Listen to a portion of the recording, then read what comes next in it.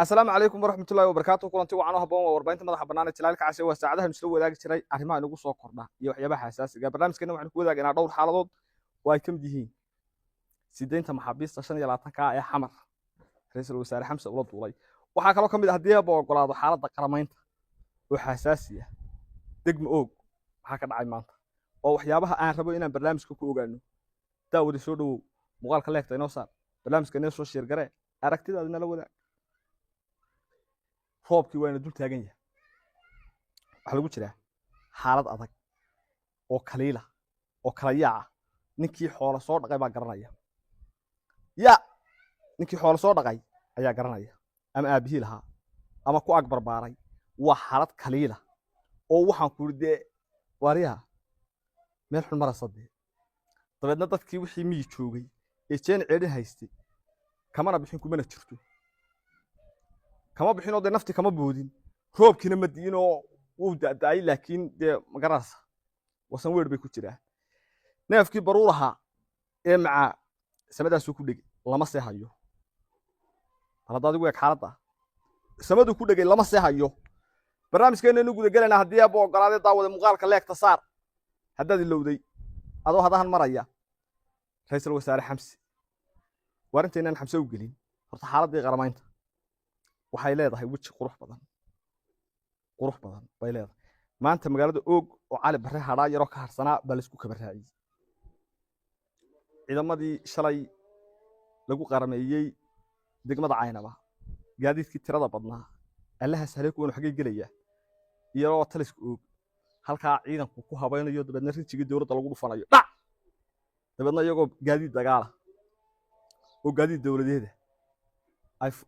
halkii dawladdu ugu taliso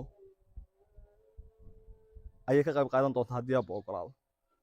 arintaas waxay ka socotaa degmo og oo si qurux badan uga socota iyo taliska weyn ee ciidanka qaranka Jamhuuriyadda Soomaaliland waaya xaaladda qaramayntu markaa waxaad moodaa dadku inuu u bislaaday oo qaramaynta isagu dadku hor eriyanayaba isaga eriyanaya iyadu eriyan mayso hadeer dadka eriyanaya baashi waa dibacdi waaniga xaladii ku lahaa xukuumaddu halkan waxaad moodaa inay casharo ku qaadatay guri sanaag dabeedna halkan waxaad moodaa taagtikooyinka iyadoo sanaag ku soo qaadatay inay bari iyo halkan la macaamishayo dabeedna ay farsamooyin cusub iyo taagtikooyin cusub iyo qabasho badan ay yeelatay waxaan arkaynay qaramayntii ugu baaxadda weyneed ee ugu beerka weyneed inay shalay Caynaba ku qabsoontay iyadoo waftidu isla daraad galabtimi oo saacado yaro kooban joogtay baa qaramaynta halkii ugu mucdo weyneed ilaahay si fudud ku aqbal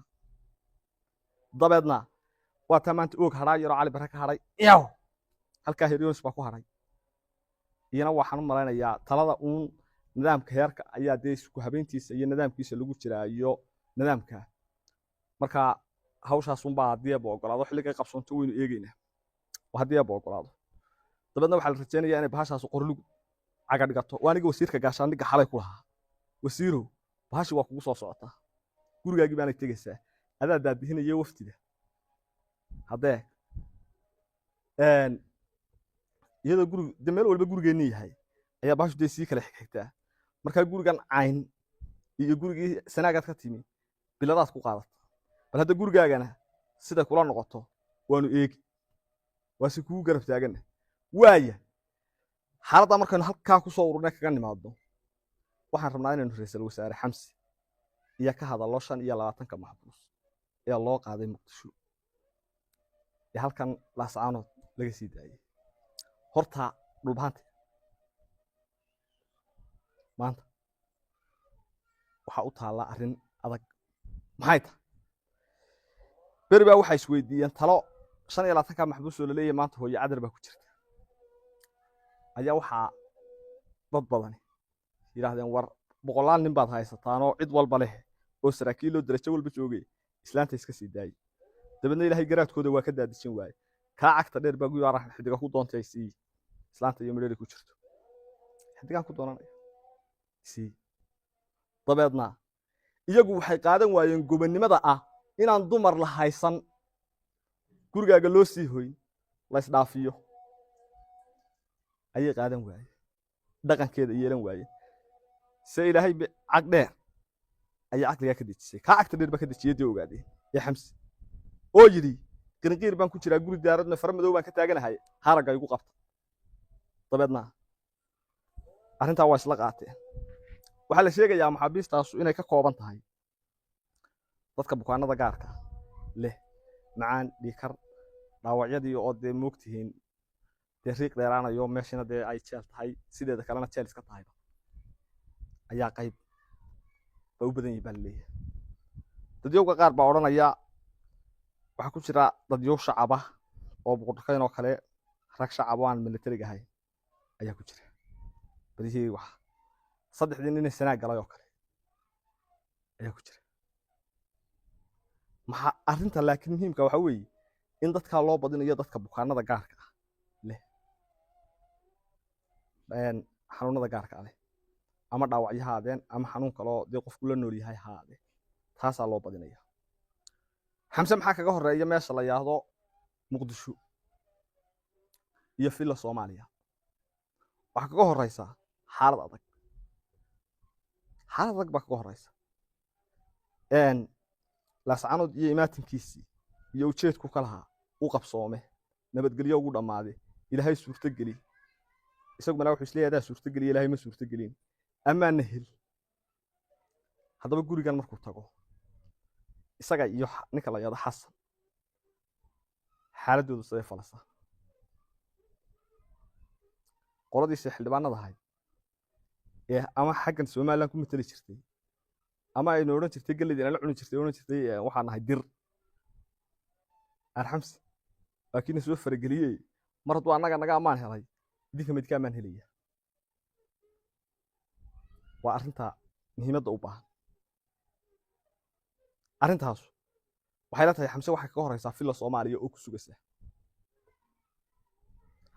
waa kaga horeysa waana u taala dabeedna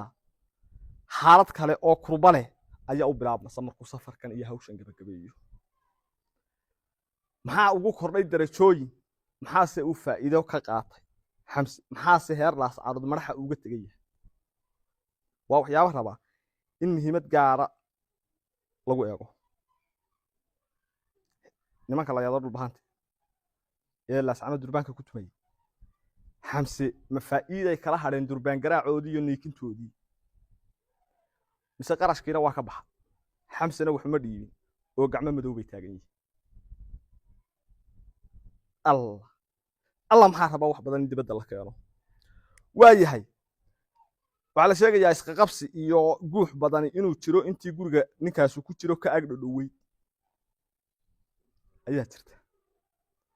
adaa lagu dhiib haddii halka xaaladdu gasho maxaad ka taqaanaa waa la istuumay meeshana waxba ma yaali iimaanka allah idinka reebee ogaadeenkii iska tegi bardiku is ilaaliyo ha isku dilina hebel baa jeefkiisa wax ku jiraan iyo gacantiisa wax ku jira ma dhaba iyaduna in garaadada qaar arrintan 85 kan maxbuus ay ka cadhoodeenoo markii arrintan la isweydiiyey intay mowqif fog iska taageen